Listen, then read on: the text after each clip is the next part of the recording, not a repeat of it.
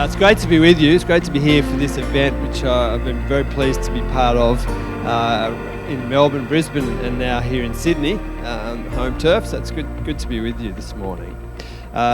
Jeff mentioned that I'm from the Centre for Public Christianity. I don't want to presume that everyone knows what that is. Well, I hope you do. CPX, as we like to call it, is a media company, and we're trying to promote the public understanding of the Christian faith. Most of you would recognise that there's an awful lot of misunderstanding about what's core to Christianity, and so we're trying to do that in various ways. We've been going for about 12 years, and we do it through writing and appearing in mainstream media. We have a massive online library which you can jump on and get hold of video, print and audio material. We have a weekly podcast called Life and Faith, which I reckon is really good. Love you to check that out if you haven't already. And we put on events, and we also produce books and documentaries. I might mention one or two of those as we go today.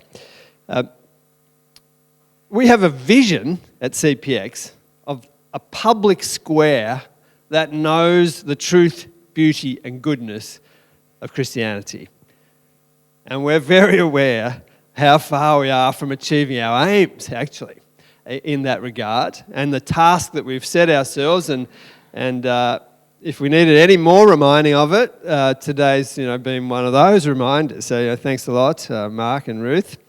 But actually, we're actually very grateful for the careful, sober investigation by Ruth and her team, Mark and his team of people, into what Australians really think and what makes them tick, and also trying to get a wise interpretation of the data. And so I'm very glad of that, and I'm glad of the opportunity just for a few minutes to reflect on some of what we've heard today. I mean, this is really important information.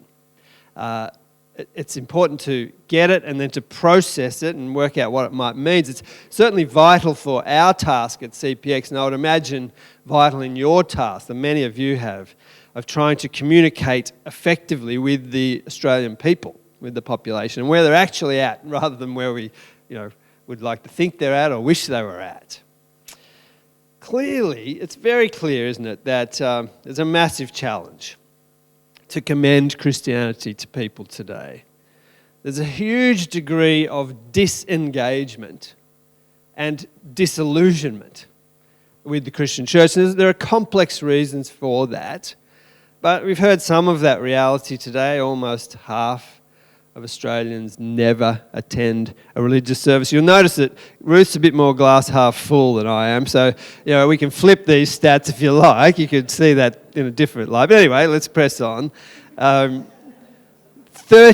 of people are ticking no religion these days. There used to be a way you might say, I'm vaguely Anglican or Baptist or something. Used to tick that. It's dropping rapidly, isn't it? To 30% are ticking no religion. 52% in the UK are doing that now. So if we're following that trend, this is where this is heading. Again, the glass half empty. 4 in 10 Australians never pray or meditate. I think that's a bit amazing. And 23% of Australians are effectively atheist. And there's another whole chunk of people who don't know what to do when you ask them that question. They don't know what to say. I'm going to mention a bit more about that group in a moment. There's 23% of people, which is the latest figures, 23%, Ruth says, who don't believe religion is good for society, and there's lots more that aren't really sure. And you see, the religious, I'm sure you'd recognise this, the religious sensibility, and certainly Christianity, is just so foreign to people today. It really is sort of a foreign land for so many. Lots of people, I would argue, are not consciously rejecting Christianity.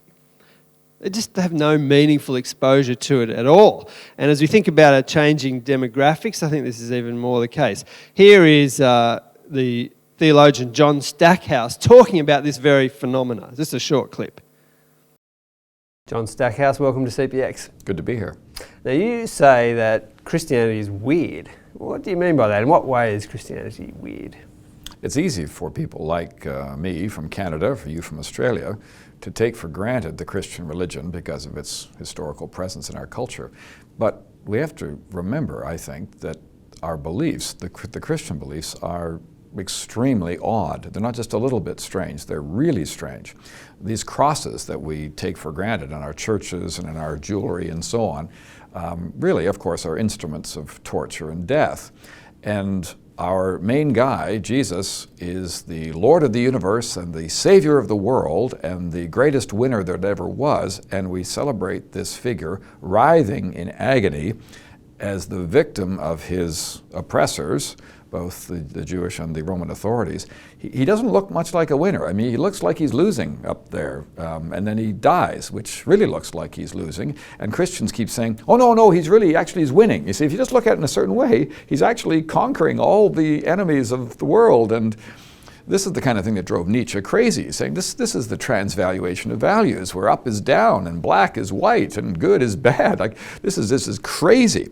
So it seems to me that Christians really need to remember just how odd our beliefs are if we have any hope of conveying our beliefs to others, or even just helping them take us seriously as neighbors and citizens. That we go on to talk about other things there, but you get it, right? How odd it is. It's just so foreign. We have to remember that, I think, as we go about this task. It's a huge challenge, actually, to ask people to consider the life of faith. And anyone who attempts to speak a sort of public Christian voice into our culture will quickly recognise some realities that they're facing there. And here's a couple of them. People are largely ignorant of what you believe. I think it's important to remember that. People are largely ignorant of what you believe, and they are suspicious of religious people's motives. Now, there's a kicker for you. Ignorant of what you believe, but also largely suspicious of religious people's motives. People are unsure that there are good things to emerge from the church these days. And the idea, that one that we like to put forward, the idea that the full life, the rich life, is to be found within Christianity is a very strange notion to people today.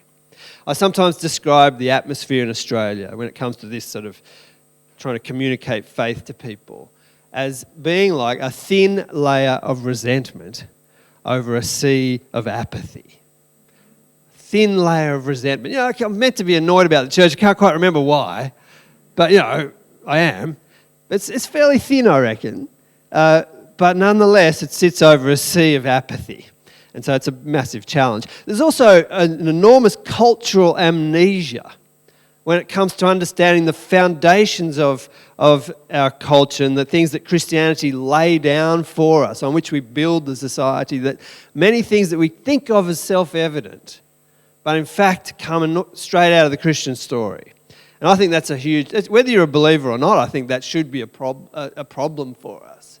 And something, I think maybe one angle that we might attempt to speak into. Now, there's a growing sense that Christianity perhaps is not just something to ignore, but might in fact be a sinister thing. Something we should suppress, something that hasn't been good for the world. And we did attempt an answer to speak into that very question when we made this huge documentary project, For the Love of God, how the church is better and worse than you ever imagined.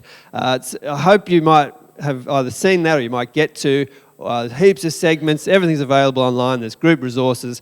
We'd love you to get value out of that, because we think this is a complex, difficult public Christian question, and we tried to sort of address it as best we could.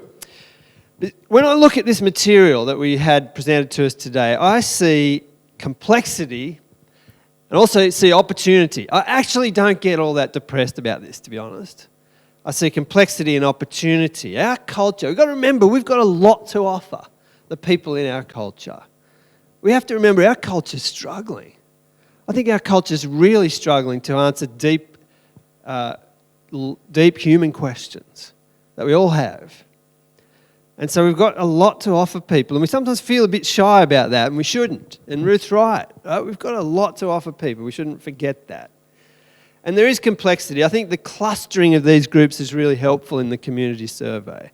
It helps to show the religious profile of Australians is more complex than we're sometimes led to believe. I think that large, non-practicing religious and spiritual group is interesting, as is the smaller than expected spiritual but not religious. And the thought that 4 in 10 Australians think faith and spirituality is important in life's decisions is fascinating, isn't it? It's really interesting. There's more going on here than meets the eye. And even when you see things like, the 3 in 10, is it that, and sometimes some other surveys show a lot higher than that believe that religion isn't good for society, or it's only 3 in 10 who believe it's good.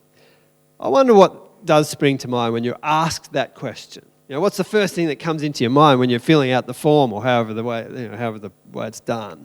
Is it the Royal Commission into institutional responses to child sexual abuse, as Ruth hinted at? Is it that? Is it something to do with ISIS? I don't know. Is it LGBT issues that seem to dominate the news whenever Christianity is brought up?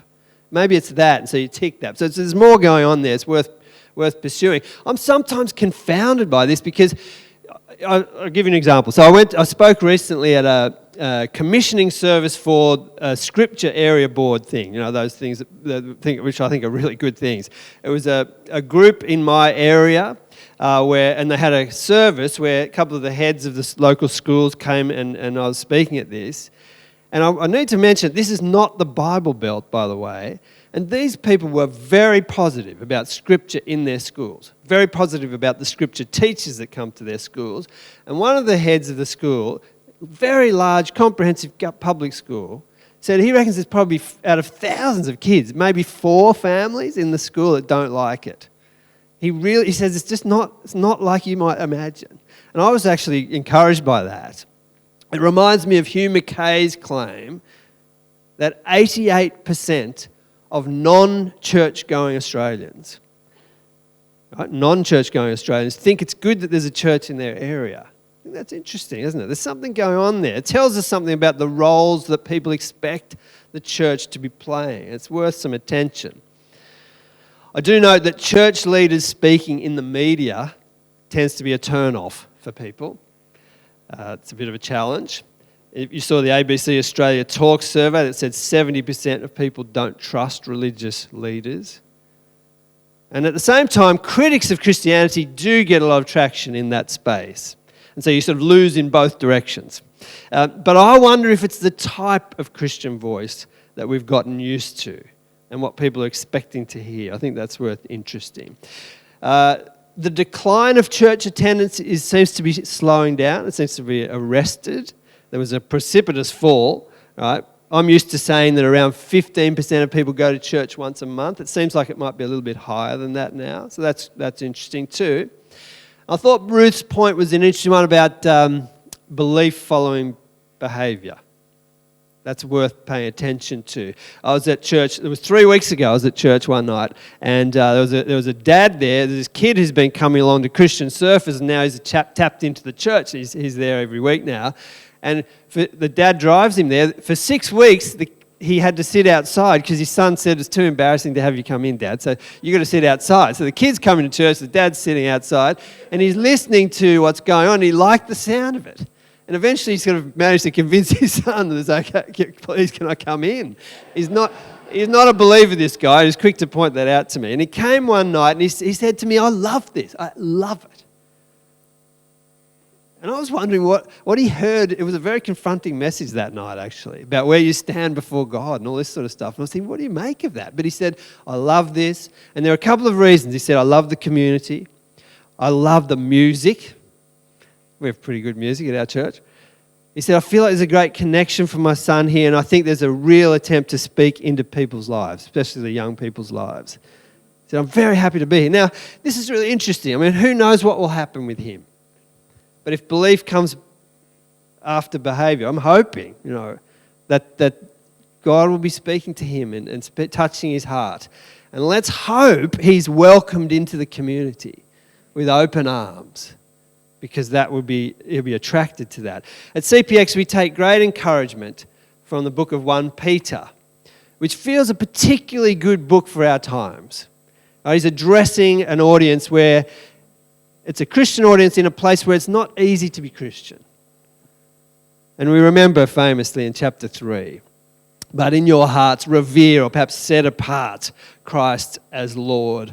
Always be prepared to give an answer to everyone who asks you, to give the reason for the hope that you have.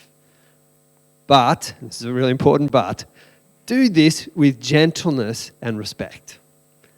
I think that's very important in terms of the way we convey this, with gentleness and respect. Some of you will know the famous essay on this, on 1 Peter by the theologian Miroslav Volf. It was titled Soft Difference, speaking about how to live as a Christian in this environment. And it's the nature of the Christian presence that's on view here. At CPX, the image we like to attach to that is of a very large high jump mat.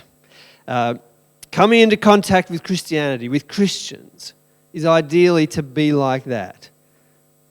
What do I mean by it? Well, if you ever encounter a high jump mat, you'll find out that, and some of you might have before, PE teachers or whatever you might be, I don't know, that it's a substantial thing.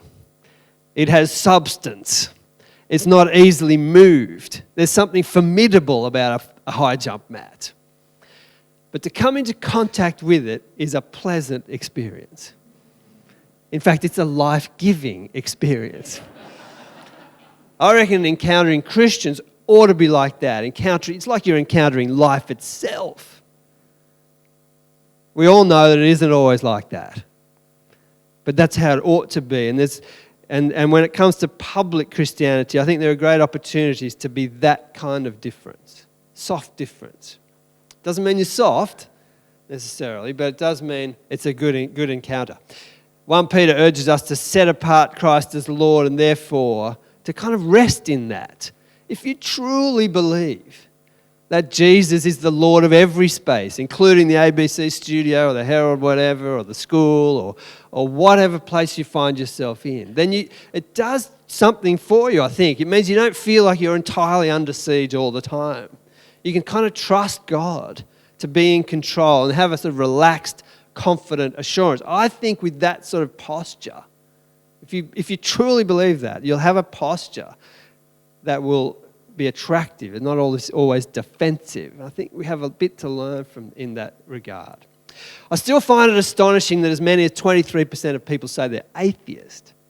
I love to talk more to that group and ask them what they really mean by that. What do you mean by that? Because when you say you're not at all spiritual or religious, there's almost no one, however, who lives like the human experience is only material and utterly material from bottom up. But hardly anyone lives like that.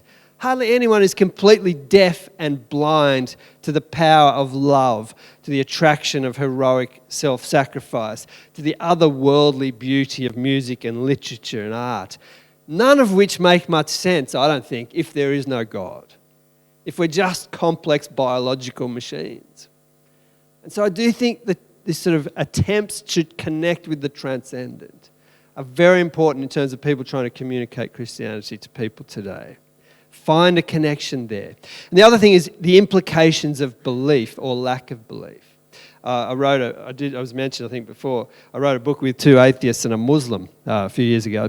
When we launched this book, it was in Glebe Books. Nearly everyone was atheist in the audience. I was up there on a panel, and my wife was in the audience. I couldn't see her because she had her head sort of buried in her hands.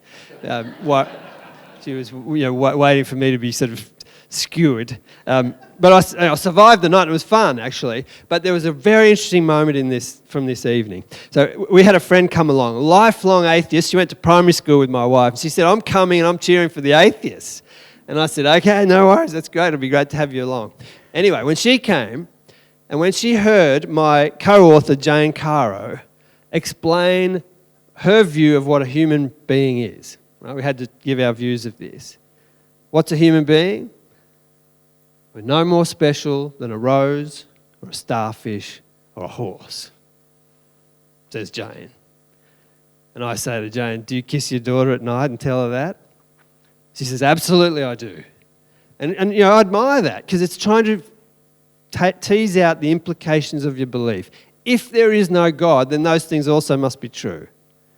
We are no more special. We're just one, as Jane says, we're just one iteration of evolution. And my friend who was there, who fairly recently had a stillborn child, which was obviously a deeply, profoundly sad time and tragic time for her and her husband. She said, "I don't know what I am, but I'm not that." It was she repeated this just a few weeks ago, actually. The implications of your belief, just trying to tease that out. I think these conversations are really important, and they can give us, because I always say Christianity, when you line it up against the alternative, it just looks immediately attractive and coherent and compelling. There's a gap between the church and the community. We saw that today. Pastors and church leaders have to reckon with this. It's interesting to ponder what the something new or innovative might be for churches that we saw. I suspect that it won't be most effective if it just means the church is becoming like the culture around them.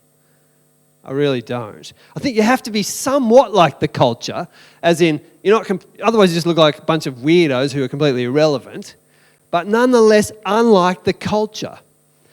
What might it be in? Perhaps generosity, fidelity, self-sacrifice, love for opponents who are not in your tribe. That would stand out today. Offering a story and a vision of human flourishing that's life-changing and positive, and it contrasts with everything else. And it's one of the reasons why Christians really do, and this is the work many of you do, really need to be soaked in the story itself. Because let's be honest, it's hard not to be so influenced by the dominant culture that you become indistinguishable. So that's a challenge. And then lastly, this sort of idea of lives of faith lived out in the community. There's a lot to say about this, but it's the impact of Christian lives lived out in the community that stands out the most to me in all this material. It's the most likely thing to attract you to the faith. It also happens to be the most likely to repel you from the faith. It's the same thing, the lives of committed Christians that I know personally who will either draw me to it or not. If we link that to the finding that half of Australians don't have a close friend who's a Christian, it's no wonder that the caricatures and stereotypes and misunderstandings continue. People have to be in the community. If you're ever in any doubt about the fact that Christians living like Christians in the community, being a positive and life-giving presence, reflecting something of who Jesus is being a key attraction to the faith, then we shouldn't be in any doubt anymore. We've got to have people getting out there, and as W.H. Auden, the poet, said, to love your crooked neighbour with your crooked heart. I love that line. Love your crooked neighbour with your crooked heart. I think there are really important things for church leaders to consider about how this happens. Too many Christians don't know someone who isn't a Christian. That's the truth. And I see it all the time. I see evidence of this all the time. Dare I say, too many church leaders don't know non-Christians in any meaningful sense. So I think the system conspires against you in some ways, but it's a real issue that needs to be confronted. Earlier in chapter 2 of 1 Peter, he wrote, "Live such good lives among the pagans that though they accuse you of doing wrong, they may see your good deeds and glorify God on the day he visits us." This should be a big indication of how we might operate. I want to finish with a little story from this writer, Anne Lamott. Some of you might know Anne Lamott. She's an American. She writes about faith and ordinary life. She's a Christian writer, and she, unlike most people, she really does cross the divide between the Christian and the secular world. She tells of her journey to faith in a book called Traveling Mercies. At the time of her conversion, she was an alcoholic and a terrible heavy drug user. And she lived on a houseboat across the bay from San Francisco in a very poor area. And she describes in this book how she was drawn to a church that was across the road from a flea market that she used to attend to on a Sunday morning. I think it's a really interesting description she gives here. I want to finish with that. She says the church, was called St. Andrew's Presbyterian, and it looked homely and impoverished. A ramshackle building with a cross on top. But the music wafting out was so pretty that I would stop and listen. I knew a lot of the hymns, is interesting. I knew a lot of the hymns from the times I'd gone to church with my grandparents and from the albums we'd had as spirituals. And finally, I began stopping in at St Andrews from time to time, standing in the doorway and listening to the songs. I couldn't believe how run down it was. It was their terrible linoleum. It was brown and overshined. It had plastic stained glass windows. Can you imagine? But it had a choir of 5 black women and one rather Amish-looking white man, making all that glorious noise, and the congregation of 30 people or so who were radiating kindness and warmth. During the time when people hugged and greeted each other, various people would come back to where I stood and try to shake my hand and hug me, and I was as frozen and stiff as Richard Nixon. After this, scripture was read, and then the minister named James Noel, who was as tall and handsome as Marvin Gaye, would preach. And it would be all about social justice, social injustice, and Jesus, which would be enough to send me running back to the sanctuary of the flea market. I went back to St Andrews about once a month. No one tried to con me into sitting down or staying. To me, Jesus made about as much sense as Scientology or dowsing. But the church smelled wonderful, like the air had nourishment in it, or like it was composed of these people's exhalations of warmth and faith and peace. There were always children running around being embraced, and eventually, a few months after I started coming, I took a seat in one of the folding chairs off by the side. And then the singing enveloped me.